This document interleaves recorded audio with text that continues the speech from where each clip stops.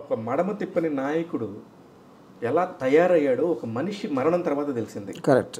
Right. అక్కడ మీరు తీసుకున్న వ్యక్తికి ఇది ప్రపంచం మొత్తానికి తెలిసిన స్టోరీనే. మీరు ఇందులో కొత్తగా ఏం చెప్పబోతున్నారు సార్? ఇప్పుడు నేను తెలిసిన స్టోరీ ఏది చెప్పట్లా ఫిలింలో. అంటే ఒక తెలిసిన ఏం తెలుస్తాయి, ఇన్సిడెంట్లు తెలుస్తాయి, మేజర్ టర్నింగ్స్, లేకపోతే పబ్లిక్లో చెప్పిన ఆస్పెక్ట్స్, లేక కొన్ని చూసిన వాళ్ళే ఉండొచ్చు. నేను బిహైండ్ ద సీన్స్, అంటే అసలు ఆ డెసిషన్ అలా రావటానికి వెనకాల ఏం జరిగింది, వెనకాల ఎవరు దాన్ని ఇనిషియేట్ చేశారు. ఇప్పుడు థాట్ ప్రాసెస్ పెరుగుతుంది. ఎప్పుడు మీరు రిజల్ట్ ఒకటే అంటారు రియల్ లైఫ్లో, థాట్ ప్రాసెస్ అనేది ఈ సినిమాలో చూపించడానికి ట్రై చేశాను. అంటే మీడియాలో కూడా అనేక కథనాలు వచ్చినాయి. మీడియా కథనాలను ఆధారంగా తీసుకుని మీరు సినిమా తీసారా, లేకపోతే నీకు ఎవరన్నా ఈ పర్టికులర్ ఎవరైనా ప్రొటాగనిస్ట్ ఉన్నారో? నాకు 2-3 సోర్సెస్ ఉన్నారు. నేను జగన్ గారిని కూడా కలిశాను, బట్ మోస్ట్లీ నేను ఎమోషనల్ పాయింట్స్ అడిగాను. ఫస్ట్ టైం వైఎస్ఆర్ గారు పోయినప్పుడు మీరు ఎక్కడ ఉన్నారు, ఎలా మీకు ఆ న్యూస్ ఎలా వచ్చింది, దాని తర్వాత ఆయన క్రాష్ అయింది, అసలు యాక్చువల్గా పోయిరనే దాంట్లో మధ్యలో చాలా డిఫరెన్స్ ఉంది టైం పీరియడ్, దాంట్లో మీ మనస్తత్వం, ఇలాంటి ఎమోషనల్ పాయింట్స్ అడిగాను.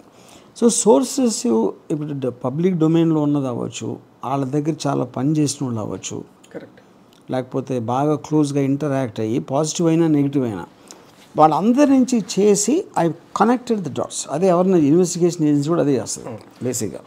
ఇప్పుడు ఇది 15 years జర్నీ. 15 years జర్నీని 2 hours, 4 hours ఎలా చెప్పగలుగుతారు? సో అక్కడ ఏంటంటే you have to take the key points of the man's journey. మా మ్యాన్స్ జర్నీలో ఏ పర్టిక్యులర్ పాయింట్స్ తన మైండ్ని షేప్ చేసినాయి, లేకపోతే తను షేప్ చేశాడు అనేది. ఇప్పుడు రియల్ లైఫ్లో అంటే మీరు అందరూ ఇప్పుడు ఒక పర్టిక్యులర్ డెసిషన్ తీసుకోవడానికి ఒక్కొక్కసారి 10 రోజులు పట్టు ఉండొచ్చు, 15 రోజులు పట్టు. కానీ ఆ 10-15 రోజుల్లో కొన్ని కీ మూమెంట్స్ ఉంటాయి దాన్ని ఇన్ఫ్లుయెన్స్ చేయడానికి, ఆ ఇన్ఫ్లుయెన్స్ ఆ పర్టిక్యులర్ టైంలో చేయడానికి.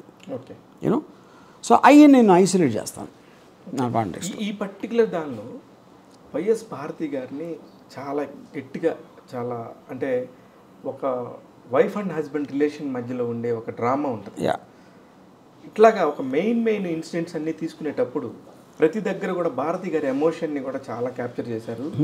వర్మ గారు ఎంత బాగా తీశారు అని మీ సినిమాని ఎవరో చూసిన వాళ్ళు చెప్పారు సార్. నాకు అప్పుడు అనిపించింది, అరే వర్మ గారు ఈ యాంగిల్ ఎలా మార్చారు అంటే, మీరు రోజు ట్విట్టర్లో కనిపించేదో సోషల్ మీడియా కనిపించే యాంగిల్ వేరు, భారతి గారి మీద జగన్ గారి మీద ఉన్న ఒక ఇంటిమసీ సీన్స్ని ఎలా తీయగలిగారు అంటే దానికి అది ఇప్పుడు అంటే ఇప్పుడు నేను స్టడీ చేస్తున్నప్పుడు అది ఎవరైనా సరే ద బేసిక్ పాయింట్ భారతి గారు సాక్షి పేపర్ నడిపారు, అవి నేను యూట్యూబ్ వీడియోస్ చూశాను. చాలా డిగ్నిఫైడ్గా ఒక క్లాసీనెస్ తోటి మాట్లాడతారు. అండ్ ద ఫ్యాక్ట్ దట్ వాళ్ళిద్దరు బాడీ లాంగ్వేజ్ ఫొటోస్లో చూసిన ఎంతసేపు ఒక స్ట్రాంగ్ ఉమెన్ వెనకాల ఎక్కడో నుంచుని ఉంటారు, you know. And the fact he speaks so well, Jagan గారు భారతి గారి గురించి. So you can imagine what kind of an emotion. ఇంకోటి, జగన్ గారు లాంటి మనిషి obviously he will be mostly talking at the closest person wife అయి ఉంటారని నేను చాలా స్ట్రాంగ్గా నమ్ముతున్నాను. వెరీ ఇండివిజువలిస్టిక్ పర్సన్ కాబట్టి, యూనో. So yeah.